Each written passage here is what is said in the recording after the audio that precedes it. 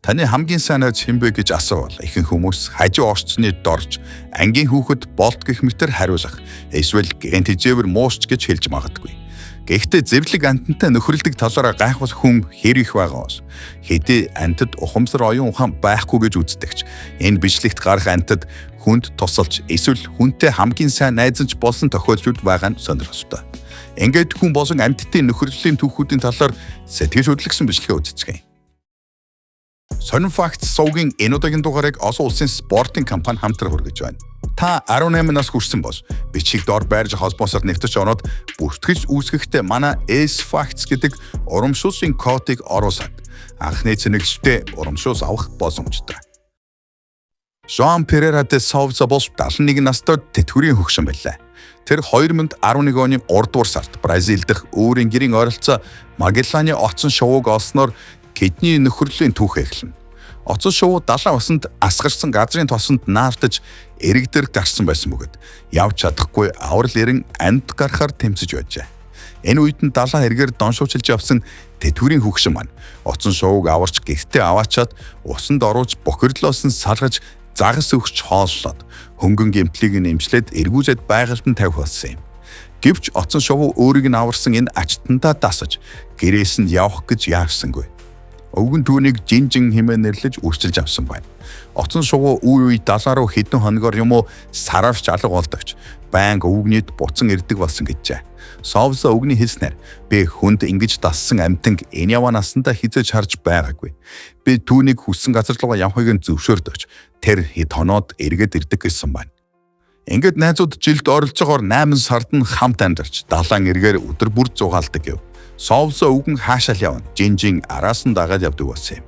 Одоо үед оцсон шувуу улс даяараа алдартай болж Совсагийн амьдардаг тосгоны бэлэг тэмдэг болсон гэдэг.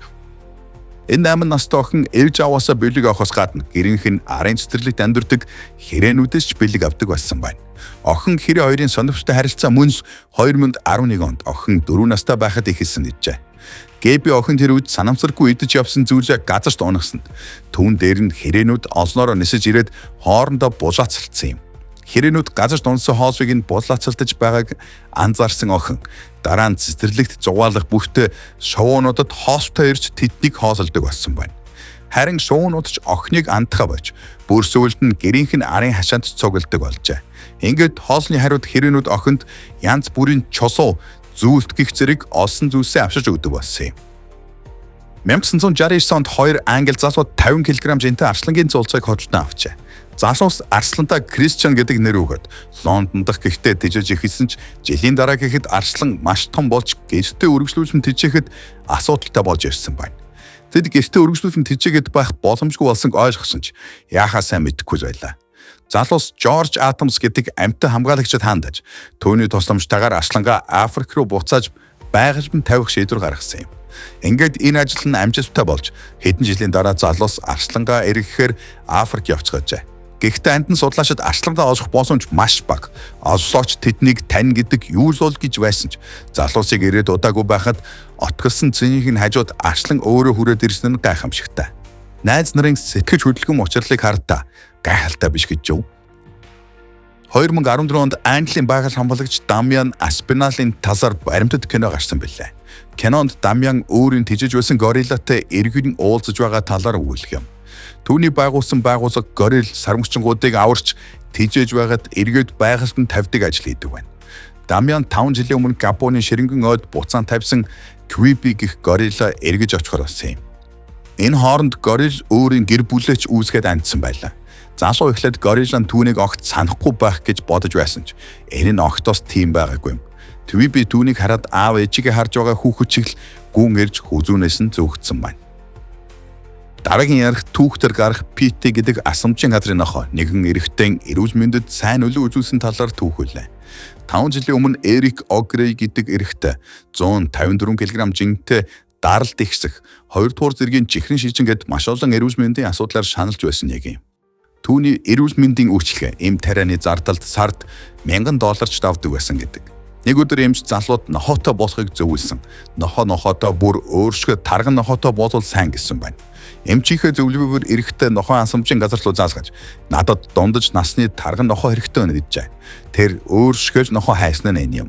Түл удалгүй Эрик Пити гэдэг нохоотой болж гэртээ авчирсан байна. Нохоо түүнийг хөдөлгөөн хийх нийгэмшигтэн туслах ёстой байсан бөгөөд Эрик хожим хэлэхдээ бидний хооронд тийм нандин холбоо үүссэн. Ийм сайн харилцаа өмнө ямар ч амтан битээж хүнтэйч үүсэж байгаагүй гэжээ. Ингээд үр дүнд нь Пити нохооны ачаар Эрик 60 гаруй килограмм хайсан бол нохоо нь 11 килограмм хассан байна. Эрик хаяад зогсохгүй хамаагүй өөртөө итгэлтэй нэгэн болсон юм. Пити нохоо өөртөө итгэхэ болсон эрд урам зориг өгсөн гэд өдөр бүр өөрлөө дэлхийн хамгийн агуу хүн рүү харж байгаа мэт хардаг байсан нь алхаж гүйж эхлэхэд нь нөлөөсөн гэв. Гэсэн ч хэсэг хугацааны дараа нохоод нь хор тавдар оншиж тэр харамсалтайгаар нас орсон юм. Эрик үнэсэж өөр нохоотой болсон ч одоо харин Пити нохоодоо өөрийнх нь амийг аварсан гэж үздэг тул талархаж явдаг гэжээ. Одоо тэр өглөө бүр улам шилдэг босхын төвчөд сэрдэг болсон гэд Пити намайг тэр чигт нь өөрчилсөн. Одоо би хаяа боддог юм. Асрамжийн газраас нохоо авч дижсэн ч гэсэн хэнийг аварсан юм болоо гэж тэр хэлсэн байна. Ихэнх хүүхдүүд нугас харах гэж цэцэрлэгт ирдэг бол 5 настай Кайла охин яг эсрэгээрээ буюу нугасаа салхилуулах гэж цэцэрлэгт ирдэг. Нугас хүснээрээ усан цэлж зугаалж байгаад охиныг дуудах үед сургуультай нохоо шиг л хүсч ирээд аавынх нь машин цуудаг гэжээ. Цасхан гэдэг нэртэй энэ нугас Кайла охиныг ээжээ гэж боддог байна. Нугас охинд маш хурдан дасаж араас нь дагаад салхаа байсан юм. Шувууд 100 усан цэлэхээр ээждэг хамт явдаг бол өвөл чаргаас чуузах дуртай. Үгээс зогсохгүй хамт хөлбөмбөг тогсож найзандаа хонхоор явахад нь хамт явж Хэллоуинаар чихэр гуухаар нь дагаад явдаг байна. Охин нугасаа өөрийн хүүхэд гэд би ээжинжтэй гэхэд үгүй чи ээж нь биш энэ бол нуус гэхэд охин ээж эсэргүүцэж дургуутдаг гэжээ. Рембо нэгтэй матар дохионы хэл ойлгодог. Мотооч унаж чаддаг ч гэсэн одоо эзнийхээс явах цаг нь болжээ. Учир нь матар 180 см урттай болж өдөр ирэх тусам улам авраг босоор байгаад эзэнтэйгээ хамт амьдрах ямар ч боломжгүй болсон байна. Мэри Торм гэх нэмэгтэй матраа 11 жилийн өмнө өчилж авчээ. Мэри 2016 оны 3 дугаар сард өгсөн нэгэн ярьцлагта матраа өргөжүүлэн тэжээгийн тулд хашаагаа хамгийн багадаа 10 м квадратаар томсох шаардлагатай гэсэн байна. Эсбөгөөс матраа тусгай хамгаалалтаа газар шилжүүлж өгөхөөс өөр замгүй гэсэн юм. Рембо жирийн нэг матар биш. Нохоонууд дээр хэвтэж байгаад зурагт үзэж гэрээр нь гүөх эзнийхээ хүүхдүүдийг ч асардаг гэжээ. Мэри матраа жирийн матарны амьдралаар амьдрах юм бол дозооч хонохгүй өхөн гэдэгт итгэлтэй байгаа гэсэн юм. Матар нь хүн шиг амьдраад дасчихсан тул жирийн матрын амьдрал түүнд зохихгүй гэдгийг мэдэж байна гэж хэвлэлт хийсэн байна. Магадгүй түүнд том хашаа үнэхээр хэрэгтэй байгаа. Камбожийн Worm гэдэг хүү бас дутхгүй сонин найзаараа багтдаг нь Чамрю гэдэг авраг мохоо юм. Могоо эдний гэрийн гишүүн болох үед хүү уран савтай байсан гэдэг. Хүүгийн эцэг их ийм аймар авраг могоотой хүн салшгүй сайн найз болсонд огтхонд санаа зовдгүй гэсэн бөгөөд харин ч могоо тэдний гэр бүлд аз авчирдаг гэж итгэдэг талаараа хэлсэн байна. Гэвч могоо 7 хоногт 10 кг дахианы мах иддэг нь жирийн нэг айлын санхуд нөлөө үзүүлэхэд дамжиггүй. Тэд 100 гаруй кг жинтэй могоог тэжээж дийлэхгүй босноо ойлгож байгальд нь буцааж тавьсан ч хүү могоотойгоо өдөр бүр гэрийнхээ оролцоо уулзцаадаг гэжээ. Ингээд хахаар амьтад гэдэг маш олон талтай байгааг нь харагдаж байна.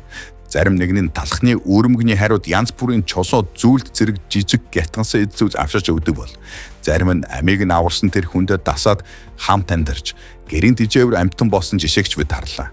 Эдгээр амьтдаас бид үнэнч байдал, хайр халамж болон зэрлэг амьтад ч хүнтэй ижил дасал болж болдог талаар олж мэдлээ.